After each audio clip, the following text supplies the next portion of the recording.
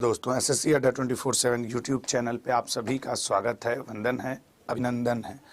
तो चाय ग्रहण किए आप लोग तो ये अच्छी बात होती, नहीं किए तो और अच्छी बात है कि कुछ फ्रूट जूस वगैरह पीजिए। चाय रोज़ रोज़ कोई अच्छी चीज़ नहीं होती है। और चलो आज के सेशन की शुरुआत करते हैं। छोटा सा सेशन होगा लेकिन मज़ेदार होगा। साथ ही साथ आपको ये भी बताना चाहूँगा कि मैंने आपको पहले से ही इन्फॉर्म किया है कि 23 और 24 तारीख होली के 2 दिन पहले आप जानते हैं कि मैं नहीं रहूँगा, मैं जाऊँगा थोड़ा घर। तो ऐसी स्थिति एक दिन द 10 मिनट शो का कंपाइलेशन और एक दिन पिछले 8 महीने के करंट अफेयर का रिवीजन राउंड, ये आपको मैं करके दे के जाऊँगा ताकि आप क्या करें, दोहरा सकें, पढ़ सकें। ठीक है, दोहरा सकें और पढ़ सकें। तो चलिए शुरुआत करते हैं आज का और फिर देखते हैं कि आज हम लोग क्या कर सकते हैं। तो लेट्स स्टार्ट टुडेज टॉपिक। और आज अब देखते हैं कितने क्वेश्चन आज के बनते हैं। आज बड़ा अच्छा क्वेश्चंस है जहां तक मैं जानता हूं, समझता हूं। और झट से पढ़ करके अब देखो होली नज़दीक है, मैं ना एकदम टाइम के हिसाब से काम, धीरे धीरे होली नज़दीक आ रही है तो मैं जानबूझ करके खुद ही 59 मिनट नहीं पढ़ा रहा हूँ, 52 minute 56 minute, 30-35 minute current affair तैयार, फिर आनंद लीजिए। ठीक है ना, तो ये बात याद रखिएगा। ठीक है, तो ये बात ध्यान रखेंगे। तो अब पहले क्वेश्चन पे आते हैं। फिर हाल ही में यूनेस्को ने मध्य प्रदेश के कितने स्थलों को विश्व धरोहर स्थलों की अस्थायी सूची में जगह दी है। अगर हम लोग बात कर लें यूनेस्को की, तो पेरिस हेडक्वार्टर के साथ नवंबर 1945 में इसका स्थापना हुआ था। यूनेस्को इन तरीके के 3 स्थल घोषित करता है, मतलब यूनेस्को धरोहर में एक प्राकृतिक, एक मिश्रित और एक आपके कैसे प्राकृतिक, मिश्रित और एक और था यार वर्ड, अभी मतलब जैसे मुंह में आके फंस गया, पानी पी लेते तो शायद बाहर निकल जाता। सांस्कृतिक, ठीक है ना, प्राकृतिक, मिश्रित और सांस्कृतिक।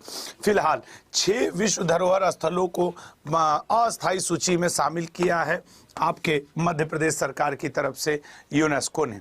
भारत में टोटल अभी 42 यूनेस्को विश्व धरोहर स्थल हैं। अगर इस सूची में बात किया जाए तो नंबर 1 और 2 पे विश्व में सबसे ज्यादा विश्व धरोहर स्थल रखने वाले चीन और इटली हैं। आपने देखा था इससे पहले 41वां और 42वां शांति निकेतन को आपके 42वें पे रख करके शामिल किया गया था, होयसल मंदिर समूह को। तो फिलहाल यूनेस्को ने मध्य प्रदेश के नए 6 स्थलों को इसमें शामिल किया है, लेकिन अस्थायी सूची में। अब आपको मैं दिखाऊंगा वो 6, एक बार जरा देखते हैं। ग्वालियर का किला, एक मजेदार बात आपको बताएं, अगर आप ग्वालियर के किले को कभी घूमने जाएंगे तो जब इसके ऐसे किले की तरफ आप ऐसे चढ़ेंगे ना, मान लो यहाँ पे इसका फोर्ट है, किला है, तो यहाँ पे एक मंदिर पड़ेगा, यहाँ पे एक मंदिर पड़ेगा। उस मंदिर के ऊपर लिखा हुआ है आशुतोष, अतुल अवस्थी, आशुतोष और अक्षय सर का मंदिर, डीके सर का मंदिर। तुम जाके देख लेना। हम लोग भी जब पहली बार गए ना, मतलब हम लोग गए थे अक्षय सर की शादी में ग्वालियर, तो हम लोग किले के जाने के लिए चढ़ाई होती है, चढ़ रहे थे तो देखे आशुतोष, अक्षय, अतुल और एक और सर डीके सर रीजनिंग पढ़ाते हैं हम लोग, उनका मंदिर। हम कह रहे यार हम लोग कब मंदिर बनवा दिए। फिर हम लोग को लगा कि फोटो वोटो खिंचा लें, शॉर्ट्स डालें, ये देखिए एक मंदिर बनवा दिया हम लोगों ने। हम कहे क्लेम आ जाएगा भैया कॉपीराइट वाला, तो हम लोग नहीं किए।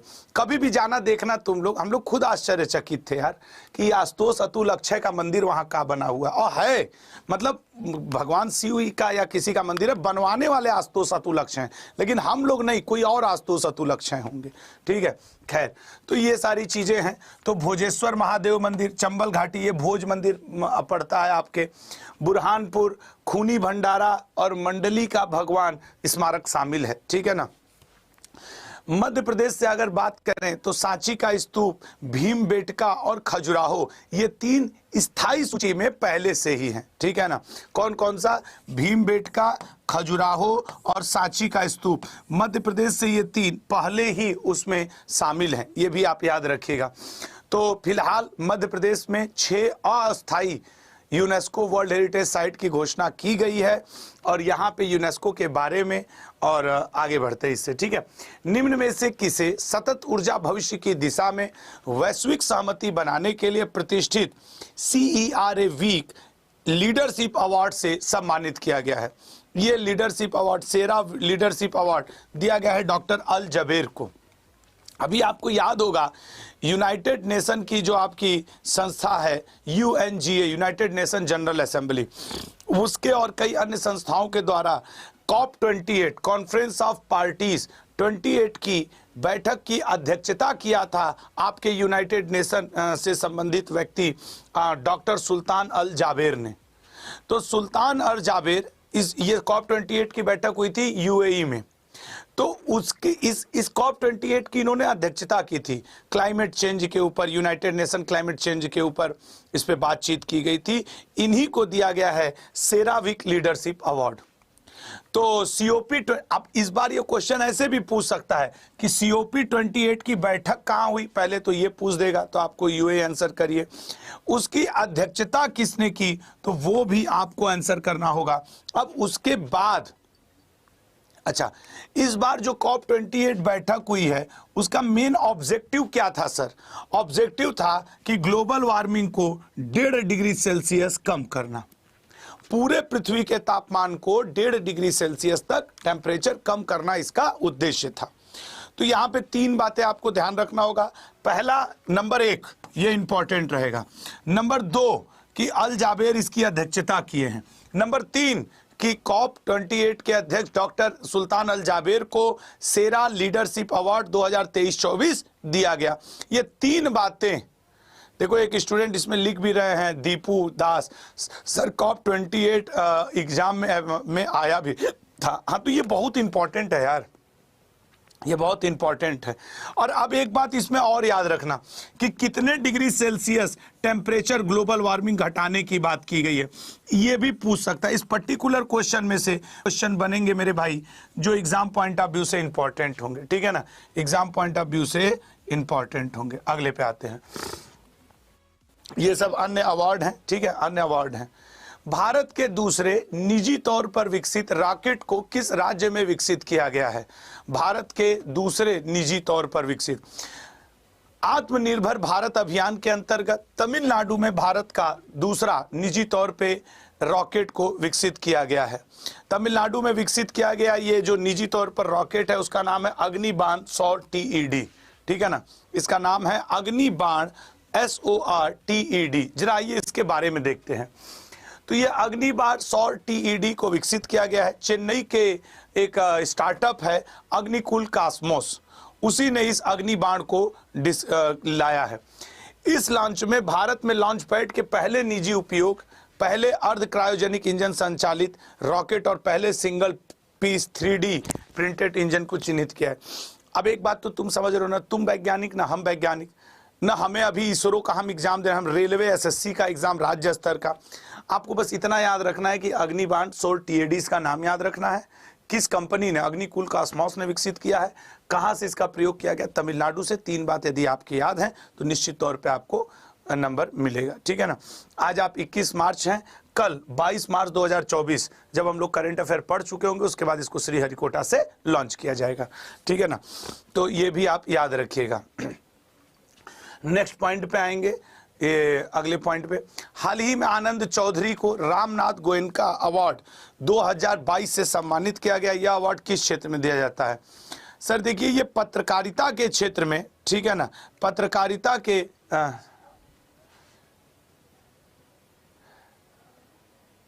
ये वो जो है, हाँ वहीं पे रखा हुआ है ना, ले जाओ, ठीक है। पत्रकारिता के क्षेत्र में यह अवार्ड दिया जाता है रामनाथ गोयनका अवार्ड। रामनाथ गोयनका अवार्ड, अब सोचो कि 2022 वाला अवार्ड दिया गया है। अगर ये क्वेश्चन पेपर में आ गया तो लड़के क्या कहेंगे, लड़कियां, अरे सर कोई फायदा नहीं हुआ 2024 का, 2022 का करंट अफेयर पूछ रहा। अरे ये 2 साल में अब दिया गया है तो अभी ना पूछेगा। मैं इस चीज से बड़ा परेशान हो जाता हूं कि लड़के कहते हैं ये 17वां संस्करण है, ये बात याद रखिएगा, ठीक है ना। ये 17वां संस्करण है रामनाथ गोयनका अवार्ड का, और पत्रकारों को दिया जाता है ये अवार्ड, तो ये भी ध्यान रखेंगे। 2021-22 के लिए दिया गया है, 2021 और 2022 के लिए इसको दिया गया है। नितिन गडकरी जी इस अवार्ड के बांटे जाने में आपके मुख्य अतिथि थे, और इंडिया टुडे पत्रिका के आनंद चौधरी को हिंदी कैटेगरी में इस पुरस्कार के लिए सम्मानित किया गया है। ठीक है, तो ये बात आप याद रखेंगे। इसमें आपसे ज्यादा क्वेश्चन बन ही नहीं सकता क्योंकि इतने लोगों को दिया गया है। अब तुम खुद सोच सकते हो इतने लोगों का नाम पूछेगा नहीं पूछेगा, तो फिर इससे क्या क्वेश्चन बन सकता है सर? एक तो पूछ देगा यही कि रामनाथ गोयनका अवार्ड किस क्षेत्र में दिया जाता है, दूसरा पूछ देगा यह कौन सा संस्करण था, 17वां संस्करण, और यह किस वर्ष के लिए दिया गया है, 2024 में 21-22 के लिए दिया गया है, कितनी श्रेणियों में दिया जाता है। तो जब आप पढ़ते हैं तो मन में यह भी देखा करें कि इससे पॉसिबल क्वेश्चंस क्या क्या बन सकते हैं। तो आनंद चौधरी को हिंदी कैटेगरी में ये दिया गया है, ठीक है ना। और ये बात आप याद रखेंगे। इंडियन एक्सप्रेस अखबार ने अखबार के संस्थापक मिथ्या गोयनका की याद में ये साहित्य पुरस्कार, उत्कृष्टता साहित्य पुरस्कार की स्थापना भी की थी। यह वार्षिक पुरस्कार पहली बार 2005 में दिया गया था। पुरस्कार नैतिक उत्कृष्टता योगदान वाले लोगों को दिया जाता है, पत्रकारों को दिया जाता है। मैंने फिर भी आपके आसान हो जाए इसलिए मैंने आज की पीडीएफ में लगा दिया है, ठीक है ना, कि किसे प्रिंट मीडिया का दिया गया है, किसे कैसा दिया गया है। लेकिन मैं एक बात आपको बता रहा हूं, पूछेगा नहीं अभी तक इसमें, ये इनके नाम तो नहीं पूछेगा, ये तो आपको भी पता है। कितने क्षेत्र में कौन सा संस्करण वही इंपॉर्टेंट है। फिर भी आपको अच्छा लगेगा तो एक आध बार देख लीजिएगा, वो आप पे डिपेंड करेगा, ठीक है ना, वो आप पे। अपराध की रोकथाम और जांच में मदद के लिए त्रिनेत्र 2.0 या 2.0 नामक एप्लीकेशन को किसके द्वारा लागू किया गया है? अपराध की रोक के लिए उत्तर प्रदेश पुलिस ने त्रिनेत्र 2.0 या 2.0 लॉन्च किया है। ये त्रिनेत्र 2.0 के जो फीचर है उसका कुछ दिखा रहा है कि डैशबोर्ड, मॉनिटर, हिस्ट्री। तो ये ऐप लॉन्च किया गया है। ये एक प्रकार का जीपीएस ट्रैकिंग सिस्टम है। इसमें आपको बताएं कि आपराधिक रोकथाम के लिए उत्तर प्रदेश के डीजीपी प्रशांत कुमार ने एडीजी कानून एवं व्यवस्था अमिताभ यश के साथ डीजीपी मुख्यालय में त्रिनेत्र ऐप 2.0 को लॉन्च किया है। इसमें आर्टिफिशियल इंटेलिजेंस की मदद से त्रिनेत्र 2.0 को क्या किया गया है, डिजाइन किया गया है, और इसका उद्देश्य है अपराधियों पर नकेल कसना, तुरंत उनकी लोकेशन मिल जाना और तेजी से उस पर कार्रवाई करना, ये है। तो यहां हम लोग का बस एक क्वेश्चन बनेगा, त्रिनेत्र 2.0 क्या है, किस राज्य सरकार ने लॉन्च किया है, ठीक है ना। तो नेक्स्ट पॉइंट पे आते हैं और देखते हैं। सोमा नामक भारत का पहला आयुर्वेदिक रेस्तरां निम्न में से किस शहर में शुरू किया गया है? हालांकि सोम का जिक्र, अब ये वो सोम नहीं है, सोम का जिक्र ऋग्वेद के 9वें मंडल में मिलता है और वहां पे सोम का तात्पर्य वर्तमान शिव जी से है। अब सोमा नाम से आयुर्वेदिक रेस्तरां खोला गया है नई दिल्ली में। यहाँ जाओगे काढ़ा पीने को मिलेगा, ये देख लो पत्ती उत्ती बढ़िया रख के। अच्छा, इसमें भी बहुत लोग जाएंगे, ये देखो कितना बढ़िया खुला है। मैं अभी जब कल पढ़ा कि नई दिल्ली में, तो हम खुद ही बैठ के सर्च मार रहे थे कि कहाँ है। लेकिन अब इसमें क्या सर्च मारना, तुलसी का पत्ता काढ़ा पिला दोगे, वो भी आयुर्वेदिक है। अब कुछ लोग शौक में पहुंचेंगे तो यही देखो स्प्राउट्स, हरी चटनी और रख के दे दिया जाएगा। और भाई अच्छी चीज भी है, मोमोज से तो बढ़िया है, पिज्जा से तो बढ़िया है। रोड पे खड़ा होके मोमोज खा रहे हैं, गुलगप्पा खा रहे हैं, उससे अच्छा चटनी, रोटी, स्प्राउट्स ये सब खाओ, 2-4 टो पत्ता होता पीपल का, उसका नीम उम का खा लो, बढ़िया व्यवस्था बना रहेगा। तो नई दिल्ली में रेस्तरां खुला है, इस आयुर्वेदिक रेस्तरां का नाम है सोमा, ठीक है। तो जाइए, यहाँ पकौड़ी भी मिलेगा। बताओ करंट अफेयर में क्या क्या पढ़ाना पड़ रहा है इस समय। अगर हमारे पापा मम्मी सुन लें कि हमारा लड़का टीचर है, पकौड़ी या पाव भाजी पढ़ा रहा है, कहेंगे अरे बाप रे बाप, है व्यंजन बिना प्याज लहसुन का परोसा जाएगा। भाई ये वाला वीडियो इतना दूर का कट करके हटा देना, टेक्निकल टीम डिलीट मार देना। नहीं, लोग कहेंगे कि पकौड़ी पढ़ा रहे हैं करंट अफेयर में, पाव भाजी पढ़ा रहे हैं। अब क्या करें, है तो है, आइए आप शालीमार मार्ग में महर्षि अस्पताल में रहिए और खाइए पकौड़ी और पाव भाजी या प्याज लहसुन के बिना का खाना, ठीक है। तो हो गया। तो टेक्निकल टीम अगर मुझे सुन रहा है भैया, तो पकौड़ी वकौड़ी देख लेना, अपने हिसाब से खाना वो खा लेना, बाकी कुछ नहीं, ठीक है ना। चलिए आइए, तो अभी कभी नहीं भूलेगा तुम लोग को कि शालीमार बाग में पकौड़ी छन रही है, पहुंच जाइए। बारिश वारिश हो तब जाइएगा। सोमा रेस्टोरेंट है, लोकेशन लगा लीजिएगा। अगले पे आते हैं। टी आर्मस्ट्रांग चांगसन को निम्न में से किस देश में भारतीय राजदूत के रूप में नियुक्त किया गया है? अभी कल हम लोग पढ़े थे, पवन कुमार की जगह विनय कुमार हो गए थे रूस में भारतीय राजदूत। आज हम लोग पढ़ेंगे टी आर्मस्ट्रांग चांगसन को क्यूबा में राजदूत के रूप में नियुक्त किया गया है। तो 2 दिनों में 2 बड़े एम्बेसडर्स राजदूत की नियुक्ति हुई। एक विनय कुमार की, जो कि रसिया के लिए नियुक्त हुए, अब वो रसियन हो चुके हैं। हम विनय सर को कल बताए ही नहीं, बताऊंगा आज की विनय सर, अब आप रसियन मूल के हो चुके हैं और आपने पवन सर को रिप्लेस किया है। हमको लग रहा है तभी पवन सर 2-3 दिन से अब्सेंट है, रूस से आने में समय लग रहा होगा उनको, और अब लगता है आने वाले 2-3 दिन विनय सर अब्सेंट रहेंगे, रूस जाएंगे ना, अपना कार्यभार संभालेंगे। अब टी आर्मस्ट्रांग चांगसन ये क्यूबा से, ठीक है ना। तो ये क्यूबा में गणराज्य में भारत के अगले राजदूत के रूप में नियुक्त किया गया है। ये 1977 बैच के आईएफएस अधिकारी हैं। वर्तमान में फॉरेन मिनिस्ट्री में ज्वाइंट सेक्रेटरी के पद पर कार्यरत हैं। 20 साल से ज्यादा का इनका अनुभव है। तो टी आर्मस्ट्रांग चांगसन क्यूबा गणराज्य में भारत के। और मैं एक बात और बता दूं, कई लोगों को ये लगता होगा ना, अरे सर ये वाला क्वेश्चन नहीं, कभी कभी ऐसे ही देशों की राजधानी और राजदूत पूछता है और रुला के मार देता है, ठीक है ना। तो क्यूबा आर्मस्ट्रांग। चलिए अगले पॉइंट पे जाएंगे और देखेंगे अगला पॉइंट क्या है। अंतर्राष्ट्रीय दूरसंचार संघ द्वारा आयोजित, मतलब ITU इंटरनेशनल टेलीकम्युनिकेशन यूनियन द्वारा आयोजित प्रतिष्ठित विश्व दूरसंचार मानकीकरण असेंबली की मेजबानी किसके द्वारा की जाएगी? WTCA की मेजबानी। तो सर इसकी मेजबानी ITU ने दी है भारत को, ठीक है। इंटरनेशनल टेलीकम्युनिकेशन यूनियन ने इस बार बोला है कि WTCA की बैठक, WTCA world telecommunication standardization assembly की बैठक भारत आप कराइए। भारत बोला इट्स ओके, हम बैठक कराएंगे। तो भारत को विश्व दूरसंचार मानकीकरण असेंबली की मेजबानी करने के लिए चुना गया है। अश्विनी वैष्णव जी ने इसकी हम लोगों को सूचना दी कि सर इसी के साथ इंडिया मोबाइल कांग्रेस की भी बैठक का आयोजन किया जाएगा। अब जाहिर सी बात है कि इसका आयोजन कहां किया जाएगा? नई दिल्ली में किया जाएगा, ठीक है, नई दिल्ली में किया जाएगा। लगभग 2 वर्षों में 10,000 छात्रों को प्रशिक्षित करने का लक्ष्य है इसके अंतर्गत। तो चलिए अगले पॉइंट पे आते हैं और देखते हैं अगला पॉइंट क्या है। निम्न में से किसे प्रतिष्ठित संगीत कला निधि पुरस्कार 2024 से, देखो हम लोग परसों पढ़े थे सरस्वती सम्मान प्रभा वर्मा रौद्र सात्विकम के लिए, फिर रामनाथ गोयनका पुरस्कार, और फिर अब संगीत कला निधि पुरस्कार। अब इस साल वाले अब जनवरी फरवरी मार्च, आज हम लोग 21 मार्च पे खड़े, अपडेट होते जा रहे हैं। अपना कहीं वो बनाते रहो, क्या बोलते हैं, लिस्ट टाइप का। और होली के बाद जब मैं लौटता हूं तो मैं आपको द 10 मिनट शो में ये जितने अवार्ड हैं सब एक बार इकट्ठा करके पढ़ा दूंगा कि 20-25 अवार्ड, करीब 20 अवार्ड बढ़ गए हैं जनवरी से लेके अब तक, ICC के, खेल के, सबके, तो वो मैं कराऊंगा। 20-25 तो हैं। थोडूर मदाबुशी कृष्णा, TM कृष्णा को दिया गया है संगीत कला निधि पुरस्कार। ये हैं TM कृष्णा जी, जिन्हें संगीत कला निधि पुरस्कार दिया गया है, और ये कर्नाटक के संगीतकार हैं।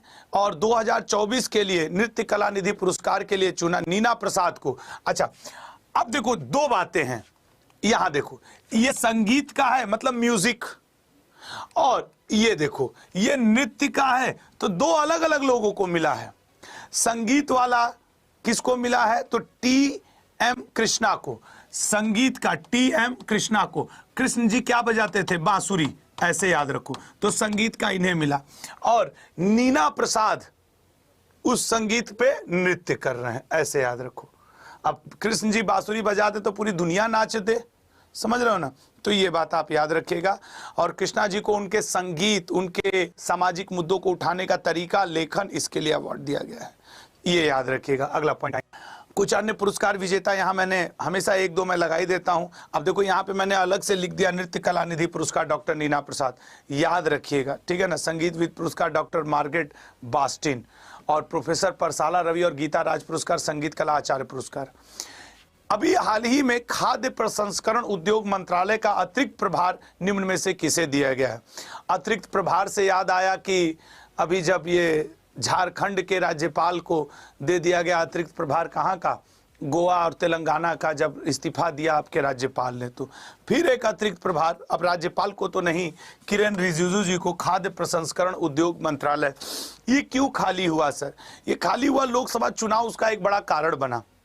पारसनाथ जी ने अपने पद से इस्तीफा दे दिया था, जो बिहार से बिलोंग करते हैं। तो जब पारसनाथ जी ने इस्तीफा दिया तो केंद्रीय मंत्री किरेन रिजिजू जी को अतिरिक्त कार्य प्रभार दे दिया गया, ठीक है ना। आपको याद होगा पशुपतिनाथ पारस, ये बिहार से बिलोंग करते हैं और अपने राजनीतिक सरगर्मियों की वजह से पिछले 2 दिनों में चर्चा में रहे। तेजस्वी यादव और आपके वो जो हैं पासवान जी के लड़के, मुझे उनका नाम नहीं याद आ रहा है अभी, मतलब जबान पे नहीं आ रहा है तो पासवान जी ही बोल दे रहा हूँ, अपने भतीजे पासवान जी से संबंधों की वजह से चर्चा में रहे।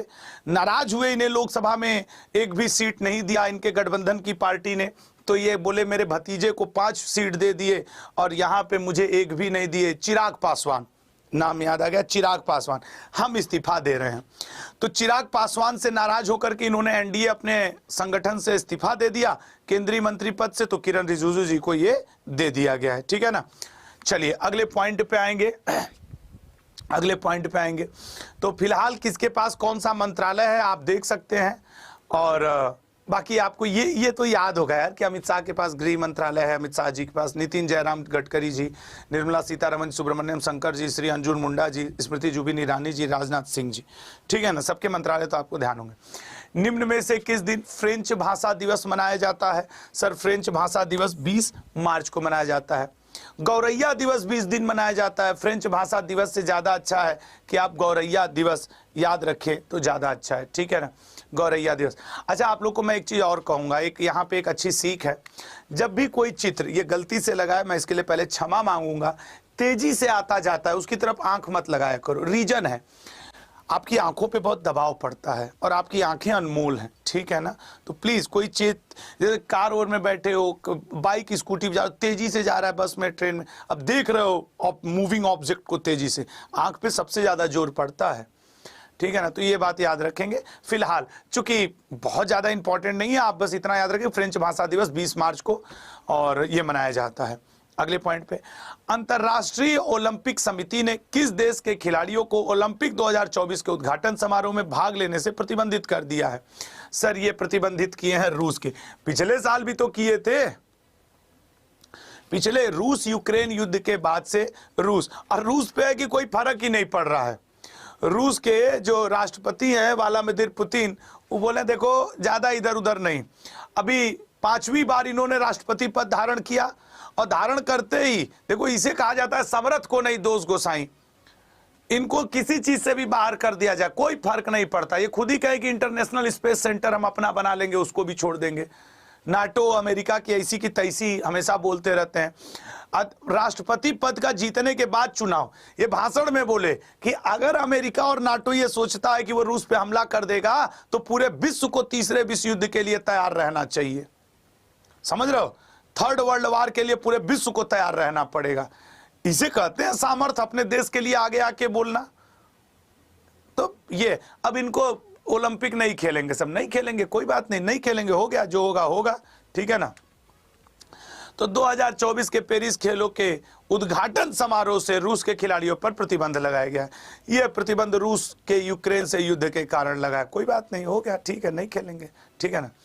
आइए, और दोनों ही देश रूस और बेलारूस तटस्थ देशों के अंतर्गत खेलेंगे, ठीक है ना, तटस्थ देशों के अंतर्गत खेलेंगे और रूसी और बेलारूसी एथलीट अपने झंडे और राष्ट्रगान के बिना ओलंपिक में भाग लेंगे। अब देखना सब जीतेंगे भी। तुमको क्या लगता है रसियन कमजोर हैं? बहुत बढ़िया सब रूसी खेलते हैं। चलिए अगले पॉइंट पे आएंगे, देखते हैं क्या बनता है क्वेश्चन। हाल ही में जारी किए गए विश्व प्रसन्नता सूचकांक, देख रहे हो ना कितना नया नया आ रहा है। इस बार फिर बाजी मारा फिनलैंड ने।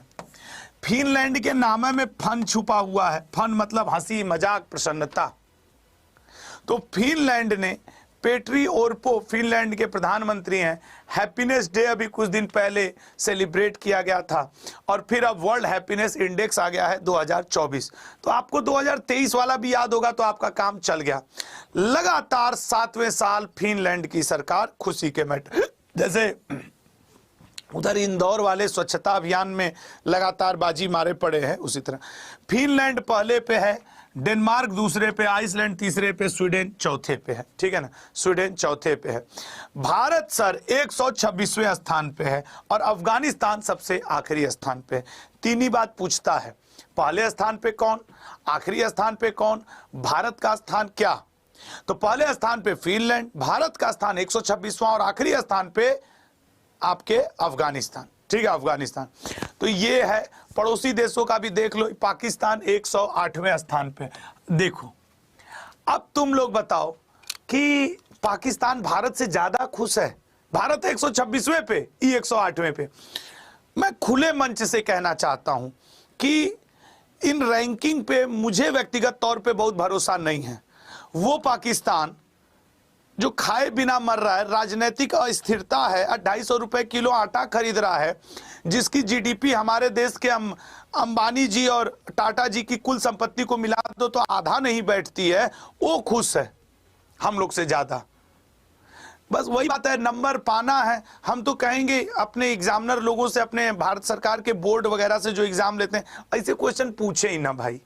क्या मतलब है, इस पे व्यक्तिगत तौर पे आप ऑथेंटिक सबूत दीजिए कि नहीं पाकिस्तान ज्यादा खुश है, दिख रहा हो। तो ये बात है, मतलब हम अब नंबर पाना है तो ठीक है कि हम रट लें, नंबर पाना है तो ठीक है कि हम रट लें, देख लें, लेकिन हो गया, ठीक है, छोड़ हटाओ। कह रहा है कि भारत के जो युवा हैं वो तो 127वें नंबर पे खुश हैं। 30 साल या उससे कम उम्र के, एक डेटा ये भी देखो, 30 साल और उससे कम उम्र के जो युवा हैं, युवाओं पे अगर सर्वे हो तो वो 127वें नंबर पे। हम लोग कम खुश रहते हैं, मतलब खाली मुंह बनाए हम लोग फिरते हैं, मजा लेने का हम लोग कोई मौका छोड़ते हैं किसी को कमेंट करने का, हंसने का, खाने का, पहनने का। अभी होली पे कोई अंतरराष्ट्रीय संस्था भारत आ जाए, फिर देखेगी गुजिया से लेके पापड़ तक और रंग से लेके नाली तक कैसे भारत के युवा एक कर देते हैं। लेकिन है सब फक तरीका, कुछ नहीं। भारत बढ़िया था, बढ़िया है, बढ़िया रहेगा, बाढ़ में जाए सब रिपोर्ट।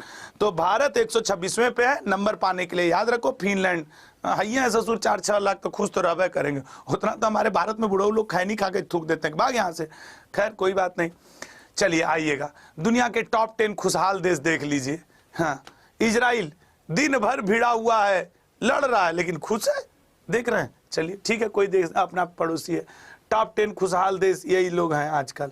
हाल ही में नरेंद्र से नरेंद्र तक नामक किताब को पुनः लॉन्च किया गया है। यह किसके द्वारा लिखी गई है, ठीक है ना, नरेंद्र से नरेंद्र तक। तो नरेंद्र से नरेंद्र तक बुद्धि प्रकाश शर्मा जी ने, ठीक है ना, नरेंद्र से नरेंद्र तक नामक किताब के लेखक है डॉक्टर बुद्धि प्रकाश शर्मा जी। इंपॉर्टेंट तो नहीं बनने वाला, फिर भी देख लो भाग, हम इसमें ना बात कर रहे।